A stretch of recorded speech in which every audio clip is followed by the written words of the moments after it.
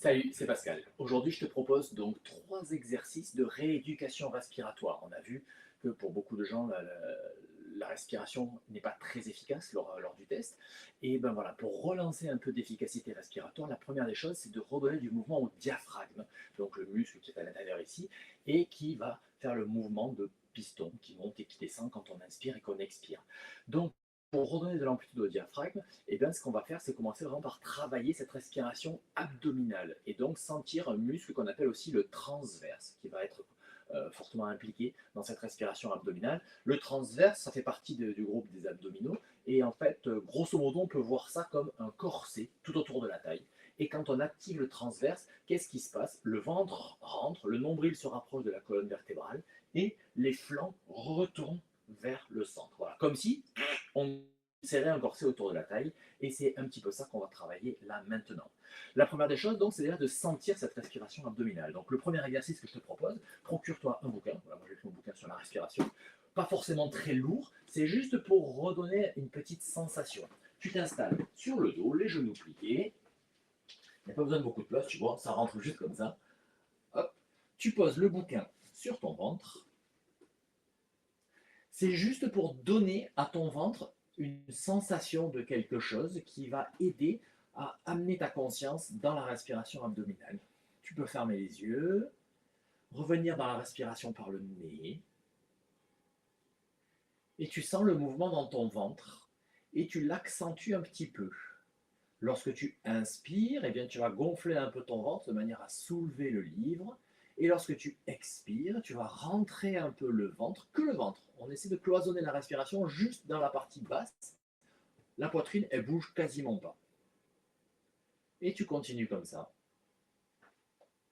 À l'inspire, le ventre se gonfle, le livre remonte. À l'expire, toujours par le nez, tu rentres le ventre, tu laisses vraiment descendre. Tu sens que le nombril se rapproche de la colonne vertébrale. Et tu vides, tu vides, tu vides, tu vides. Éventuellement, si tu es confortable, tu peux faire une petite pause poumon plein et poumon vide. Et tu reprends ce mouvement. Voilà, bien tranquillement. Tu vis ça 2 ou 3 minutes. C'est le premier exercice qui permet déjà de prendre conscience du transverse, du mouvement du transverse et par conséquence donc du diaphragme qui va monter et qui va descendre. C'est important d'avoir cette respiration abdominale parce qu'on va avoir un grand mouvement du diaphragme qui va permettre une grande inspiration, une grande expiration, ça va remettre les viscères en mouvement, ça va relancer tout un tas de choses. Donc voilà, la première des choses, le premier exercice, c'est ça, ce petit mouvement pour bien sentir le transverse et le mouvement du diaphragme. Le deuxième, c'est de donner un peu plus d'amplitude à ce mouvement du transverse. Donc pour celui-là, tu vas pouvoir te redresser. Soit tu te mets à genoux comme moi, sinon tu peux te mettre debout carrément.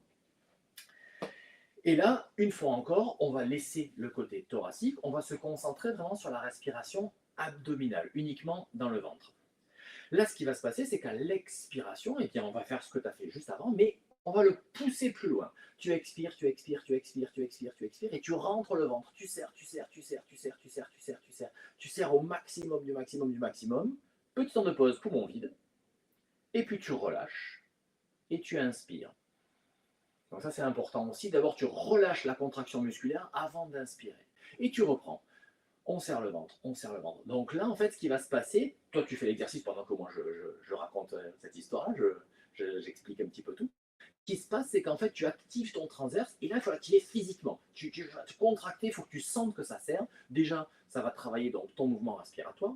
Ça va aussi te renforcer les muscles de la profondeur, les muscles du corps, comme on dit en anglais. Ça va te donner justement de la tonicité, du gainage en fait dans la profondeur.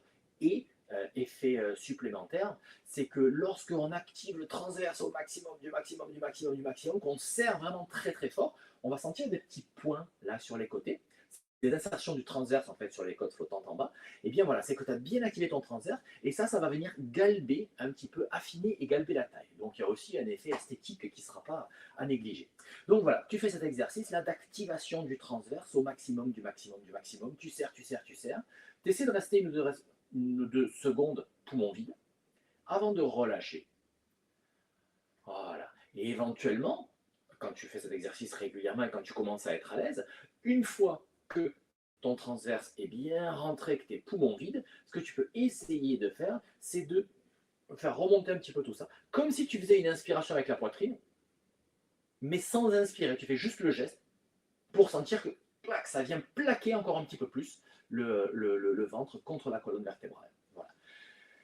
Deuxième exercice pour redonner donc de l'amplitude au mouvement du transverse. Ça, c'est pareil, tu peux faire ça une dizaine de fois. Chaque fois que tu y penses, par exemple, tu es dans la voiture au feu rouge, tu es en train de marcher. Voilà. Chaque fois que tu vas faire cet exercice, ça va permettre déjà de donner de l'amplitude au mouvement respiratoire. Et au-delà de ça, ça va donner aussi, ça va renforcer ses muscles abdominaux. Et le troisième exercice, c'est celui que j'appelle la respiration de la vague. Lui va permettre de vraiment chercher à gagner en amplitude respiratoire. Ça veut dire qu'en fait, on va faire une expiration très longue en cloisonnant. On va commencer par vider l'abdomen d'abord au maximum du maximum du maximum du maximum. Et quand l'abdomen est vide, on va venir vider la poitrine encore. Et ensuite, quand on va inspirer, c'est d'abord l'abdomen qui va se gonfler au maximum du maximum du maximum. Et ensuite, quand l'abdomen est bien plein, clac, c'est la poitrine qui va venir inspirer aussi. Allez, on se remet dans la position qu'on avait au début, sur le dos. Genoux pliés. Tu peux éventuellement mettre les mains sur ton abdomen si ça t'aide, ou tu les laisses à côté.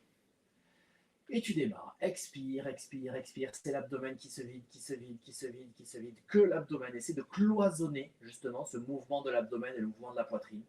Encore, encore, encore, encore, encore. Et quand l'abdomen est bien vide, l'expire continue et c'est la poitrine qui va se dégonfler maintenant. C'est comme une vague en fait qui part depuis le pubis, le bassin, et qui remonte jusqu'au clavicule. Tu vides, tu vides, tu vides, tu vides. Quand c'est bien vide, petite pause poumon vide, tu relâches les efforts, tu ramènes ta conscience dans le ventre et c'est le ventre qui se gonfle en premier, la poitrine reste bien vide. Et ensuite, une fois que le ventre est bien plein, tu laisses l'inspiration se prolonger et venir remplir les poumons. Jusqu'en haut, jusqu'en haut, jusqu'en haut, jusqu'au clavicule. Petit temps de pause, poumon plein, tu reviens dans la sensation de ton ventre et tu recommences. C'est le ventre qui se vide en premier, au maximum, du maximum, du maximum, du maximum, du maximum, du maximum. Et tu continues cet exercice à chaque fois, à chaque expire, à chaque inspire, essaie d'aller un tout petit peu plus loin, de vider un petit peu plus que la fois d'avant et d'inspirer un petit peu plus que la fois d'avant.